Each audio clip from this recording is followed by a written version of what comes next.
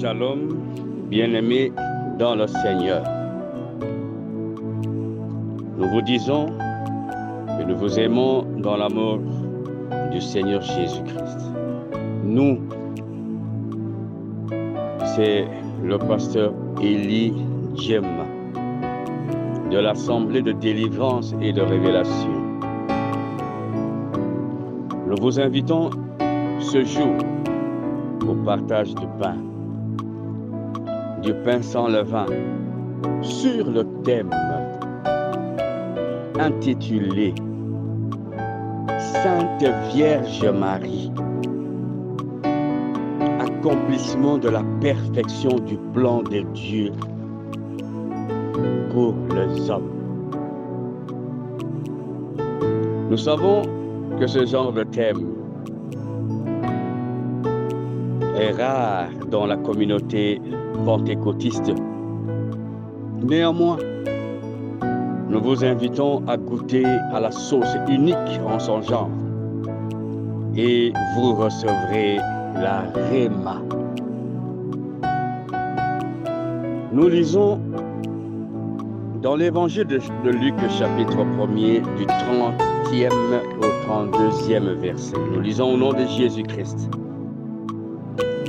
Et l'ange lui dit, « Ne crains pas, Marie, car tu as trouvé grâce auprès de Dieu. Et voici, tu concevras dans ton ventre, et tu enfanteras un fils, et tu appelleras son nom Jésus. Il sera grand, et sera appelé le Fils du Très-Haut. Et le Seigneur Dieu lui donnera le trône de David son père. » Parole du Seigneur. Avant d'entrer dans la thématique du jour, il y a lieu que vous sachiez que Dieu ne laisse jamais pourrir une situation. Il peut t'observer pendant un temps. Il peut entendre des cris de détresse de ses enfants pendant une période donnée. Mais enfin, Dieu se décide toujours de mettre fin ou carrément d'en découdre avec le mal. À la création, Dieu avait placé Adam et Ève dans le jardin d'Éden, comme il est écrit dans Genèse chapitre 2, du 15e au 18e verset. Nous lisons au nom de Jésus-Christ. Et l'Éternel Dieu prit l'homme et le plaça dans le jardin d'Éden pour le cultiver et pour le garder. Et l'Éternel Dieu commanda à l'homme, disant, « Tu mangeras librement de tout arbre du jardin, mais de l'arbre de la connaissance du bien et du mal, tu n'en mangeras pas, car au jour que tu en mangeras, tu mourras certainement. » Et l'Éternel lui dit, « Il n'est pas bon que l'homme soit seul. Je lui ferai une aide qui lui corresponde. » Parole du Seigneur. Ce verset, nous l'avons tiré de la tradition d'Arbi. Genèse chapitre 3, verset 20 va renchérir encore en ces termes. Nous lisons au nom de Jésus-Christ. Et l'homme appela sa femme du nom de Ève, parce qu'elle était la mère de tous les vivants. Parole du Seigneur. Le jardin d'Éden était un jardin de paix. Le jardin d'Éden était un jardin de joie pour savourer l'amour parfait de Dieu. Dans ce jardin, tout était soumis à Adam et Ève. L'homme, d'ailleurs, était Dieu lui-même, car il donna les noms à toute la créature.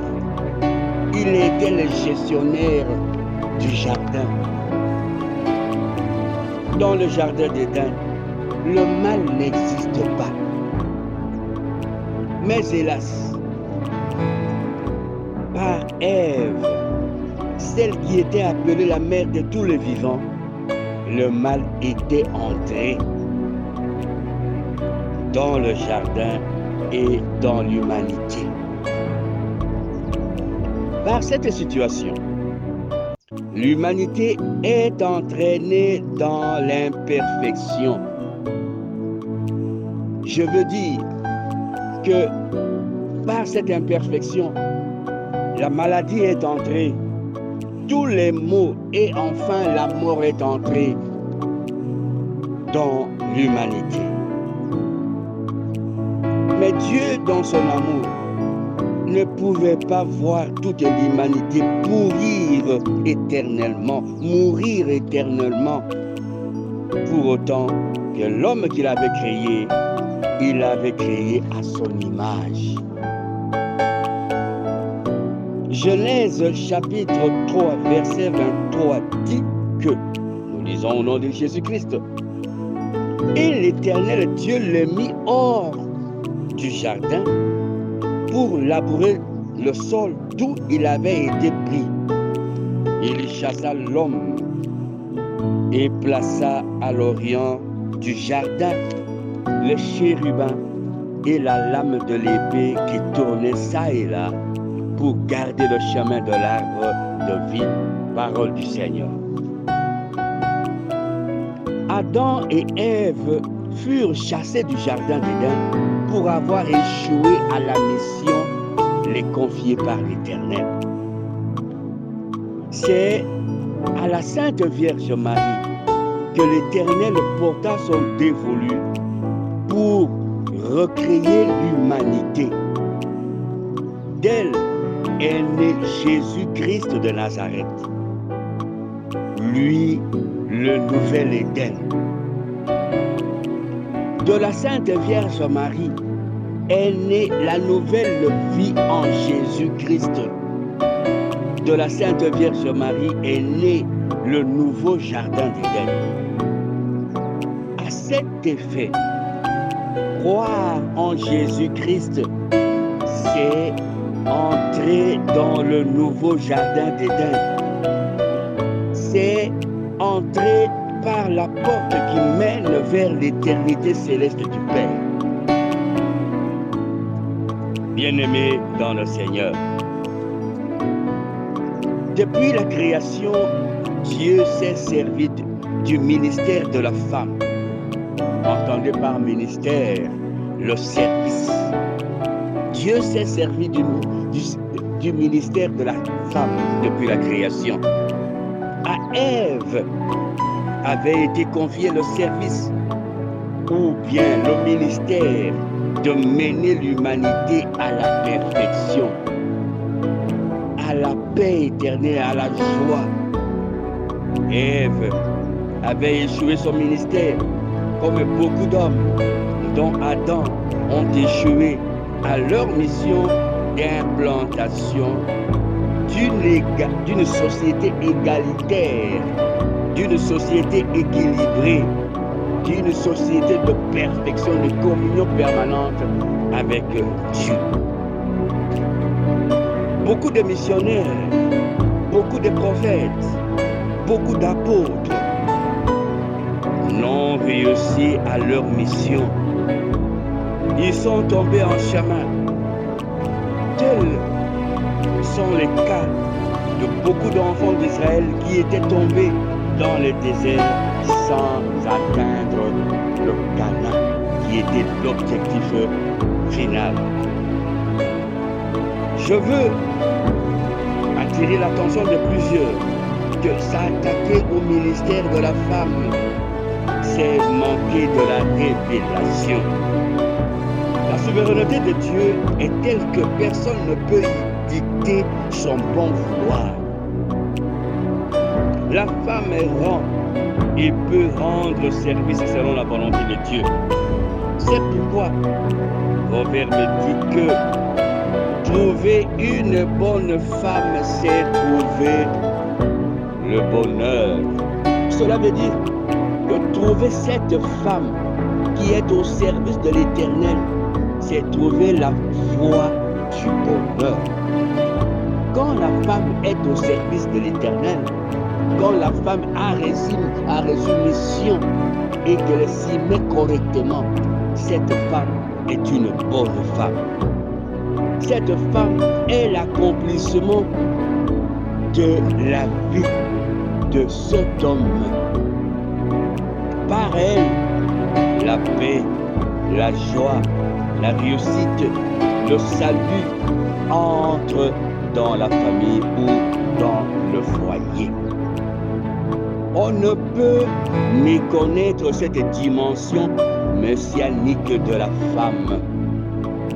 Une femme qui croit au Seigneur est porteuse de la foi en Dieu dans son foyer, dans son milieu professionnel. Aujourd'hui, bien-aimés dans le Seigneur, la femme c'est l'Église. Mais il s'agit de quelle Église? Il s'agit d'une Église messianique, une Église qui transforme, une Église qui amène le peuple de Dieu à accomplir la volonté de Dieu. Si l'Église est un lieu de théâtre, si l'Église est un lieu de chamaillerie, si l'Église est un lieu d'enrichissement, si l'Église est un lieu de drogue pour étourdir, pour abrutir les gens, cette Église a manqué de sa mission. Nous avons besoin, par contre, d'une Église qui produit des âmes pour le paradis. Nous avons besoin d'une Église qui est une ambassade pour le roi, pour le ciel, pour l'éternité. Nous avons besoin d'une Église qui forme des évangélistes, qui forme des acteurs de paix, qui donne naissance aux enfants de Dieu soumis, obéissants et fidèles à l'évangile de Jésus-Christ. La vocation première d'un militaire, d'un soldat, c'est de défendre l'intégrité territoriale de son pays. La vocation première d'un médecin, c'est de soigner sans gêne les malades atteints de n'importe quelle maladie. La vocation première d'un avocat, c'est de défendre dans l'équité de la loi les cas de ses assujettis. La vocation première d'une femme, c'est de donner naissance, c'est de mettre au monde, c'est d'avoir des enfants. Qu'une femme dise que je ne donne pas naissance est la volonté de Dieu. Non, c'est le contraire de la vocation affirmée de la femme. Il faut condamner la stérilité dans sa vocation. Une église qui ne donne pas naissance est vouée à la fermeture. Une église stérile qui ne produit pas, cette église est vouée à la fermeture.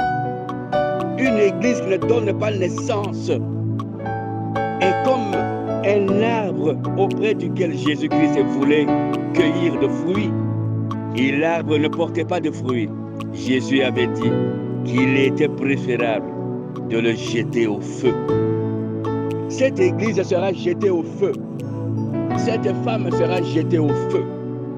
Cet arbre devait être jeté au feu parce qu'il ne portait pas de fruits. Aucun arbre ne peut porter des fruits par des prophéties. Dieu te demandera des comptes en ces termes. Qu'as-tu réalisé pour la mission que je t'ai confiée? Pour les mains, les billets, la parole, l'argent que je t'ai donné, qu'as-tu fait, qu'as-tu produit? Aujourd'hui, il s'agit de la production. La sainte Ève n'avait pas produit ce que l'Éternel lui avait demandé de produire. Par contre, la Sainte Vierge Marie a produit. Elle a donné naissance à Jésus-Christ.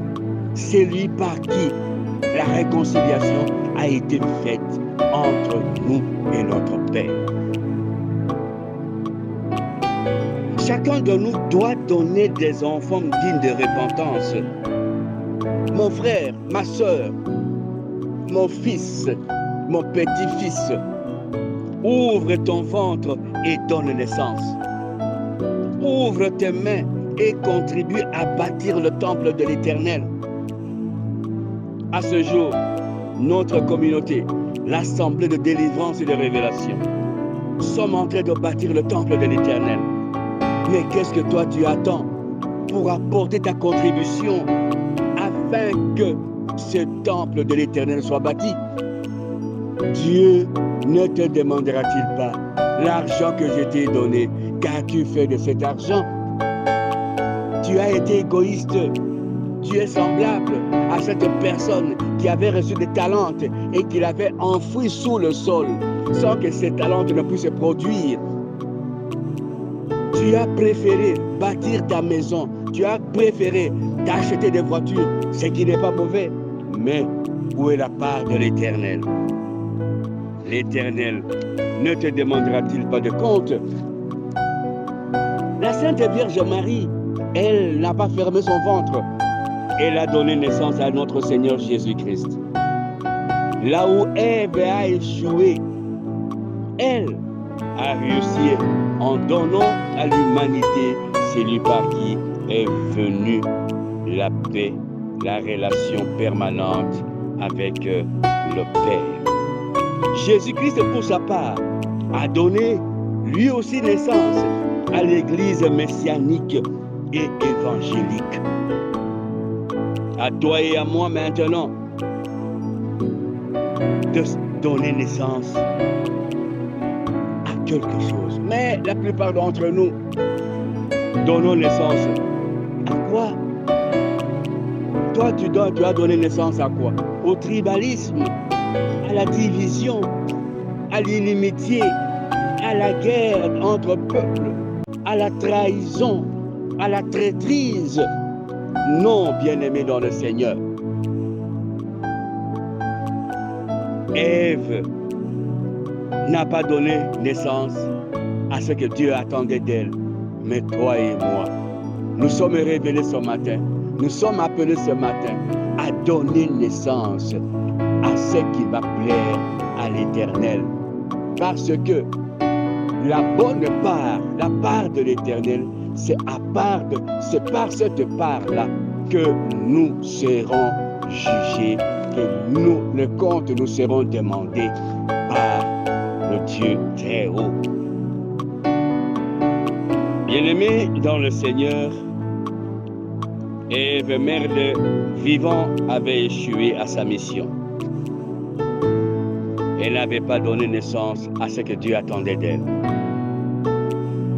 Dieu ne pouvait pas voir cette situation perdurer. Il a utilisé la Sainte Vierge Marie pour accomplir la mission de perfection de l'humanité. D'elle est né Jésus-Christ de Nazareth, personne par qui la réconciliation était devenue une réalité. Chacun de nous est appelé à produire des fruits de la manière de la Sainte Vierge Marie, pour que tout arbre qui ne porte pas de fruits sera coupé et jeté au feu. Mais que nous ne soyons pas jetés au feu, parce qu'aujourd'hui, nous sommes enseignés, nous sommes avertis que l'importance pour nous, c'est de donner naissance. L'importance pour nous, c'est d'ouvrir maintenant nos ventres, ouvrir nos poches, ouvrir nos cœurs et de recevoir Jésus-Christ et de donner naissance à Jésus-Christ, à donner naissance à la parole partout où nous sommes, donner naissance à la vie, afin que, comme la Sainte Vierge Marie, nous puissions accomplir notre mission. Maranatha, pasteur Eddie Djem, de l'Assemblée de délivrance et de révélation. Pour tout contact éventuel, plus 243 97 43 49 145.